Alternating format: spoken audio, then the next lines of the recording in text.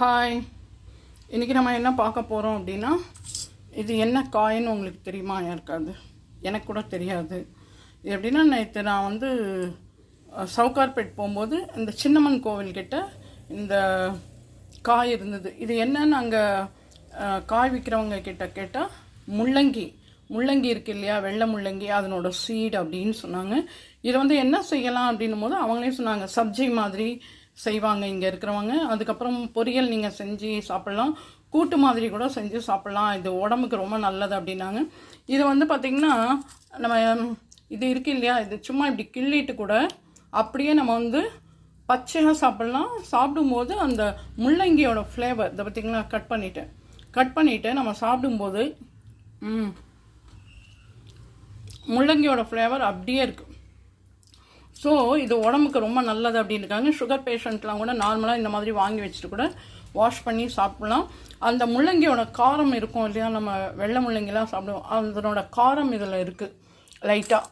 So இதை தான் நம்ம இன்றைக்கி வந்து பார்க்க போகிறோம். ஏன்னா இது ரொம்ப நம்ம நிறைய பேர் பார்த்துருக்க மாட்டீங்கன்னு நினைக்கிறேன். இல்லை, நிறைய பேர் பார்த்துருப்பீங்க. சவுகார்பேட்டை எல்லாருமே போவோம். பட் வந்து நம்ம வாங்குறது வந்து ட்ரெஸ் மெட்டீரியல் அந்த மாதிரி நிறைய வீட்டுக்கு தேவையான பொருள்கள்லாம் வாங்குவோம். பட் வந்து இது வந்து சின்னம்மன் கோவில்கிட்ட இந்த சீசனுக்கு மட்டும்தான் இது கிடைக்குமா. சின்னம்மன் கோவில்கிட்ட நிறைய இந்த பாலக்கீரை, அப்புறம் வந்து கேரட், வந்து ரெட் கலர் கேரட், அந்த மாதிரி எல்லாமே அங்கே கிடைக்கும். ஊட்டி கேரட் அது எல்லாமே கிடைக்கிறது. அந்த மாதிரி வாங்கும்போது இதை நான் பார்த்து நேற்று வாங்கின்னு வந்தேன்.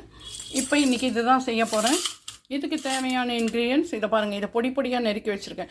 நீங்கள் இதை வெங்காயம் தக்காளி போட்டும் பண்ணலாம், இல்லை பருப்பூசலி மாதிரியும் பண்ணலாம், இல்லை சப்ஜி மாதிரியும் பண்ணலாம்.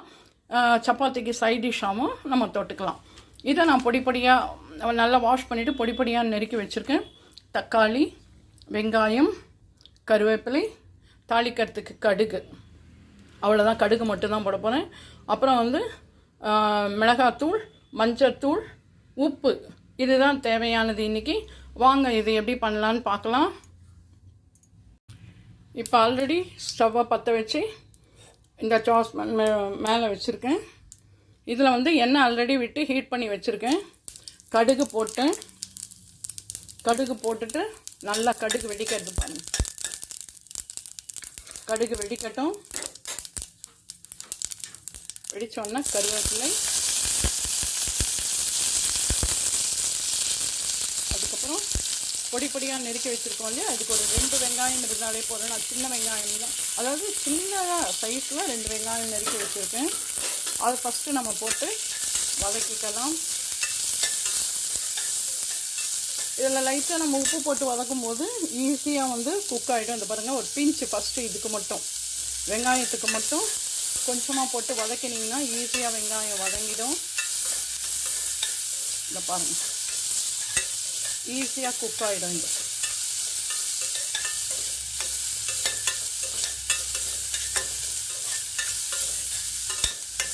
நான் சொல்கிற மாதிரி இந்த இதுவும் வந்து ஈஸியாக குக் ஆகும். இன்னும் நிறைய ஆயில் பிடிக்காது, ஈஸியாக குக் ஆகும். ஆயில் கிடையாது, ரொம்ப உப்பு பிடிக்காது, காரமும் இதுவாகாது. இது டப்பர்வேரோட கண்டெய்னர் பாத்திரம். இது ரொம்ப நல்லாயிருக்கும். ஸ்வீட்லாம் செய்யும் போதும் இது வந்து மல்டிபர்பஸ். ஸ்வீட் செய்யும் போது வெஜிடபிள் ஸ்டீம் பண்ணுறதுக்கு ரொம்ப ஒண்டர்ஃபுல் ப்ராடக்ட். அதுக்கப்புறம் வந்து தக்காளி நம்ம போடுறோம். நறுக்கி வச்சுருந்தோம் இல்லையா, அந்த தக்காளி போட்டிருக்கோம்.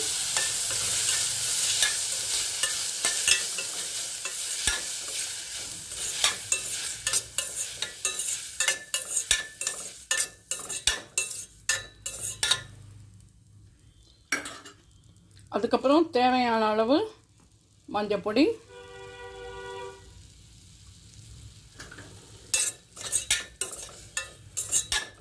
ஃபஸ்ட்டு நீங்கள் கொஞ்சம் ஹைலியாக கூட வச்சுக்கலாம்.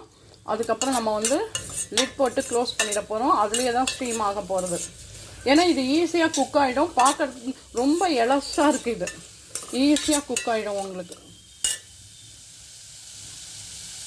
அதுக்கப்புறம் தேவையான அளவு மிளகாய் பொடி எடுத்து வச்சுருக்கேன். தேவையான அளவு மிளகாய் பொடி கொஞ்சமாக போட்டுக்கோங்க. எல்லாத்தையும் போட்டு ஒவ்வொன்றும் போடும்போது மிக்ஸ் பண்ணி விடுங்க, அப்போ தான் அது ஈக்குவலாக வந்து மிக்ஸ் ஆகும். அதுக்கப்புறம் தேவையான அளவு உப்பு. நான் கொஞ்சமாக தான் போட போகிறேன். ஏன்னா கொஞ்சமாக சாப்பிட்றதால இது மொத்தத்தையும் போட மாட்டேன், அவ்வளோதான். ஏன்னா ஆல்ரெடி நம்ம காயிலையும் போட்டிருக்கோம். அவ்வளோதான். இது நல்லா வதங்க போகிறது. உப்பு போட்டோம், மிளகா அப்படி போட்டோம். நீங்கள் வந்து ஜிஞ்சர் கார்லிக் பேஸ்ட் வேணாலும் போட்டுக்கலாம், அது உங்களோட ஆப்ஷன். நான் இன்றைக்கி போடலை. அதுக்கப்புறம் இந்த நம்ம நெருக்கி வச்சுருக்கோம் இல்லையா அந்த முள்ளங்கி சீடு, அதையும் நம்ம வந்து இதில் போட்டுற போகிறோம். போட்டு இதை ஒரு மிக்ஸ் பண்ணிவிட்டு, பார்க்குறதுக்கே ரொம்ப நல்லா இருக்கு இல்லையா. அதுக்கப்புறம் லைட்டாக இதில் வந்து தண்ணி கொஞ்சமாக, அது பாருங்க, அவ்வளோதான். தண்ணியை விட்டுட்டு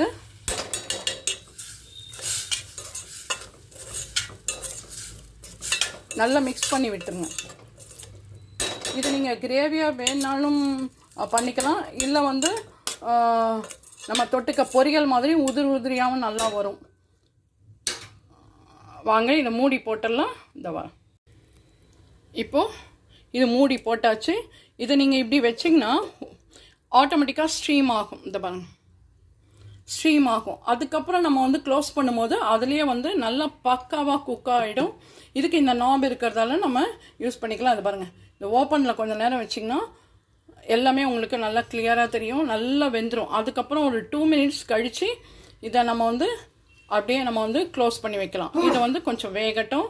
இதை பாருங்கள், அதால் நான் வந்து இதை ஓப்பனில் வச்சுருக்கேன், ஆகட்டும். அதுக்கப்புறம் நம்ம வந்து இதை வந்து க்ளோஸ் பண்ணி வைக்கலாம்.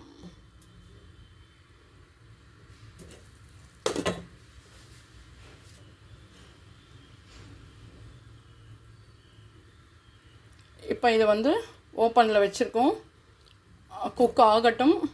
ஆன உடனே நம்ம எடுத்துக்கலாம். இது வந்து பாருங்கள் சேஃபாகவும் இருக்கும், ஹேண்ட் வந்து நல்ல க்ரிப்பிங்காக இருக்குது. இது பாருங்கள், இந்த ட்ராப்லெட்ஸ் வாட்டர் இருக்குது இல்லையா, அதை பாருங்கள், தெரியறதா? இது வந்து ஸ்ட்ரீம் ஆகிட்டுருக்கு இப்போது. ஓகேவா? இதை பாருங்கள், இது ஸ்ட்ரீம் ஆகிட்டுருக்கு. ஃபஸ்ட்டு அப்படி ஞாபகம் வச்சு இல்லையா, இப்படி வைக்கணும் ஃபஸ்ட்டு. நல்ல இதுலேயே வந்து இந்த வாட்டர் ட்ராப்லெட்ஸ்லேயே இந்த உள்ளே இருக்கிற வெஜிடபிள்ஸ் எல்லாமே ஸ்ட்ரீம் ஆகிடும். அதுக்கப்புறம் நம்ம வந்து க்ளோஸ் பண்ணி வச்சோம்னா அதுலேயே நல்லா குக் ஆகிடும். வாங்க ஒரு 2 மினிட்ஸ் கழித்து பார்க்கலாம். அதுக்குள்ளே நான் வந்து நேற்று அங்கே சின்னம்மன் கோவில்கிட்ட போனதால் மாங்காய் இஞ்சி இப்போ அங்கே வந்திருக்கு. மாங்காய் இஞ்சியை நல்லா துருவிட்டு, பச்சை மிளகாவையும் துருவிட்டு, லைட்டாக உப்பு போட்டு எலுமிச்சம்பழம் போட்டு வச்சுருக்கேன். இது ரொம்ப ரொம்ப நல்லது உடம்புக்கு. இப்போயே அங்கெல்லாம் வந்து வந்தாச்சு, ரொம்ப நல்லாயிருக்கும். இதை பாருங்கள், ட்ராப்லெட்ஸ் இருக்கா, இதுலேயே வந்து இது குக் ஆகும். நான் தண்ணி கம்மியாக தான் விட்டுருக்கேன். இந்த தண்ணியிலேயே வந்து இதுலேயே வந்து நல்லா வெந்துடும். வாங்க ஒரு 2 மினிட்ஸ் கழித்து பார்க்கலாம். இதை பாருங்கள், சூப்பராக ரெடி ஆகியா. இப்போ இதே மாதிரி நீங்களும் சவுகார்பேட் போனீங்கன்னா இந்த மாதிரி வெஜிடபிள்ஸ், அதாவது நிறைய டிஃப்ரெண்ட்டாக அங்கே இருக்குது. நம்ம போய் கேட்கும் போது அவங்களே வந்து நம்மளுக்கு சொல்கிறாங்க. ரியலி ரொம்ப ஒண்டர்ஃபுல், ரொம்ப நல்லாவே இருக்குது. இதே மாதிரி நீங்களும் உங்கள் வீட்டில் சமைச்சு பார்த்து எப்படி இருக்குன்னு சொல்லி லைக் பண்ணுங்கள், ஷேர் பண்ணுங்கள், கமெண்ட் பண்ணுங்கள். இது வரைக்கும் நம்மளோட channel Padma's all in all சேனலை சப்ஸ்கிரைப் பண்ணாதவங்க பண்ணுங்கள். இன்னும் நிறைய வீடியோஸ் இருக்குது டிஃப்ரெண்ட்டாக நான் உங்களுக்கு வந்து போடுறேன். நான் பாருங்கள், நம்மளோட சேனலுக்கு சப்போர்ட் பண்ணுங்கள். தேங்க்யூ, பாய், டேக் கேர்.